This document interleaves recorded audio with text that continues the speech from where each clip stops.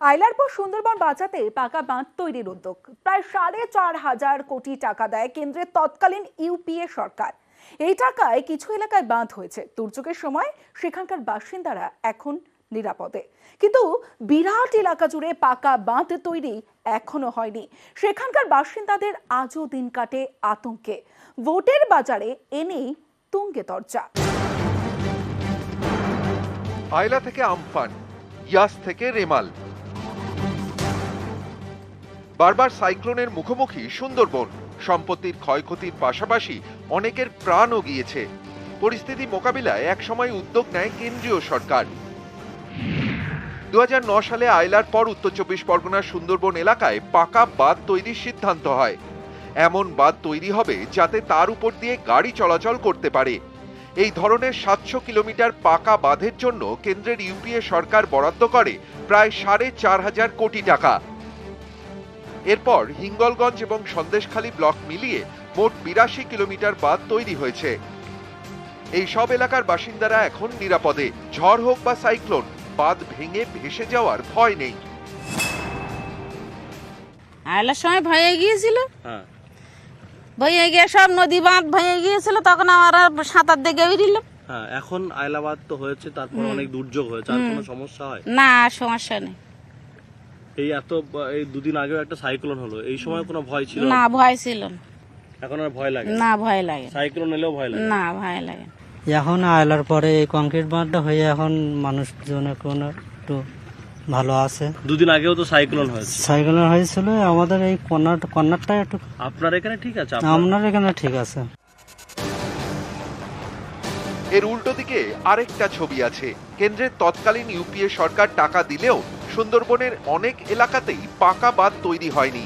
অনেকেরই দাবি বাঁধ তৈরি না হওয়ায় শেষমেশ টাকা দিল্লিতে ফেরত চলে যায়। বেশিরভাগ জায়গাতেই এখনো মাটির বাঁধ। ঝড়ঝঞ্ঝায় এইসব বাঁধ ভেসে যায়। প্রতিবারই তাই দুর্যোগ, দুর্ভোগ। এই যেখানে দাঁড়িয়ে আছি 238 পাড়ে, এখানে ত্রিপল দিয়ে আটকানো হয়েছে জল। অর্থাৎ যে কোনো সময় এই এলাকায় মানুষ প্লাবিত হয়ে যেতে পারে। রাজ্য কেন্দ্র সরকার উভয়ের সদিচ্ছা থাকার দরকার। সেই পরিকল্পনা হবে, কিন্তু এলাকার মানুষ কিন্তু এই সামান্য রিমলের ঝড়ে আজ আতঙ্কিত। মানুষ চরম দুর্ভোগে ভুগছে। রাত দিন 24 ঘন্টা করে ঝড়ের মোকাবিলা করতে হচ্ছে। কোথায় নদীর বাঁধ ভেঙে যাবে, নোনা জল ঢুকে যাবে, ফসলের ক্ষতি হবে, গরু বাছুরের ক্ষতি হবে। যার জন্য এলাকার মানুষ সেই সমস্ত জায়গায় পলিথিন দিয়ে, কোনো জায়গায় বস্তা দিয়ে তারা নিজেদেরকে আত্মরক্ষা করছেন। আমরা যারা সুন্দরবন এলাকার মানুষ, আমরা চাইব অবিলম্বে আবার নতুন করে আইলার মাঠটা শুরু হোক। আইলার পরবর্তীকালে কেন্দ্রের সহযোগিতায় অর্থ বরাদ্দ হয়েছিল, শক্তপোক্ত আইলাবাদের মতন একটি বাঁধ তৈরি হবে, কিন্তু সেটি আর হয়নি।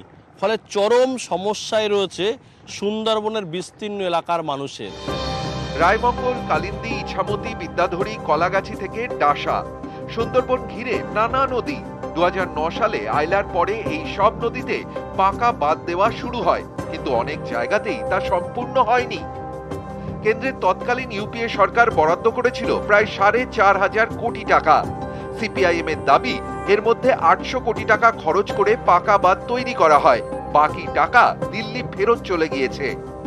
বামফ্রন্ট সরকার কাজটা শুরু করেছিল, সেই সময় ঘোষণা করেছিল ভোটের সময় যে আইলার জমি যারা দেবে তাদের পরিবারে একজন করে চাকরি দেব। তারপরে ওটা কিন্তু স্ট্যাগনেন্ট হয়ে যায়, আটকে যায়। তারপরে ওরা সরকার এসছে, তৃণমূল সরকার এসছে, আসার পরে মানে আর জমি অধিগ্রহণ করা সম্ভব হয়। যা লেফট ফ্রন্টের সময় যে জমি অধিগ্রহণ হয়েছিল সেইটাকে তার কিছুটা ইমপ্লিমেন্ট করেছে এই সরকার।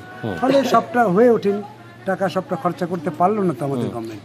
কেন্দ্রীয় সরকার এই আইলার বরাদ্দকৃত টাকাটাকে আটকে দিয়েছে, নতুন কোনো স্যাংশন দিচ্ছে না। স্যাংশন করেছিল সেই অর্ডার অনুসারে কাজ হয়েছে, অর্থ বরাদ্দ করছে না বলে কাজ হচ্ছে না।